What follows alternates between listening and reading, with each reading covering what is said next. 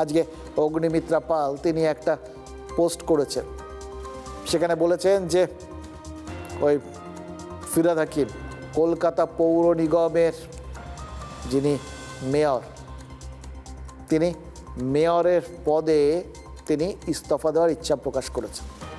এবার দেখুন, প্রথম ইচ্ছা প্রকাশের কথাটা আমরা প্রথম জেনেছিলাম ওই কালীঘাটের মমতা বন্দ্যোপাধ্যায়ের ওখানে বৈঠকে। আমাদের তখন শুনেছিলাম যে তিনি ইস্তফা দেওয়ার অনুমতি চেয়েছেন। আমাদের মনে হয়েছিল অভিমানে ইস্তফা দিতে চান, কারণ কালকে ওই নবান্নে প্রশাসনিক বৈঠকে তিনি সেখানে হাজির ছিলেন আর শুভেন্দু অধিকারী তাকে বেশ সমাদর করেছিলেন।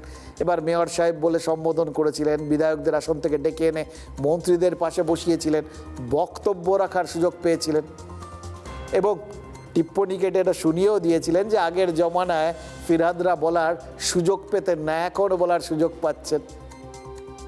হাওড়া মেট্রো আর নিউ টাউনের ফ্লাইওভারের পরিকল্পনার কথা ফিরহাদ বলেছিলেন। আধিকারিকদের তা নোট করে নেওয়ার নির্দেশ দেন মুখ্যমন্ত্রী। মানে সোজা কথা হচ্ছে যথেষ্ট সমাদর পেয়েছিলেন, কিন্তু মুশকিল হচ্ছে ওই বিভিন্ন কিছু ছুঁলে যে বিভিন্ন ঘা, সেটা আমরা অতীতে শুনেছি। বাঘে ছুলে কত ঘা, পুলিশে ছুলে কত ঘা, এগুলো তো মোটামুটি আপনারা সবাই জানেন। এবার যাকে দেখতে নারী, অর্থাৎ যিনি ক্ষমতা কেড়ে নিয়েছেন, যিনি মুখ্যমন্ত্রীর থেকে প্রাক্তন মুখ্যমন্ত্রী বানিয়ে দিয়ে নিজে মুখ্যমন্ত্রী হয়ে গেছেন, তিনি ছুলে কত ঘা সেটা ফিরহাদ হাকিম টের পেয়েছেন। নবান্ন থেকে তিনি কলকাতা পুরসভায় যান। এবার কালীঘাটে না গিয়ে কেন পুরসভায় গেলেন ফিরহাদ, তা নিয়ে অসন্তুষ্ট হয়ে নাকি ফোন করেছিলেন মমতা বন্দ্যোপাধ্যায়। এরপরেই কি ফিরহাদ মেয়রের পদ ছাড়তে চান, সে খবরটা জানাজানি হতে রাত্রে অগ্নিমিত্রা পাল লম্বা একটা পোস্ট করেন।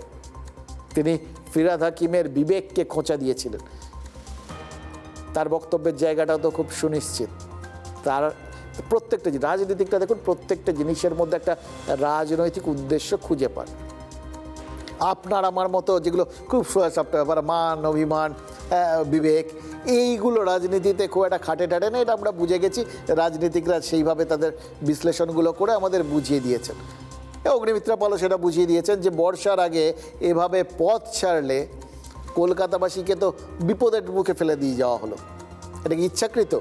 ফিরহাদের কি দায়িত্ব নেই? এই প্রশ্নটা অগ্নিমিত্রা তুলেছেন।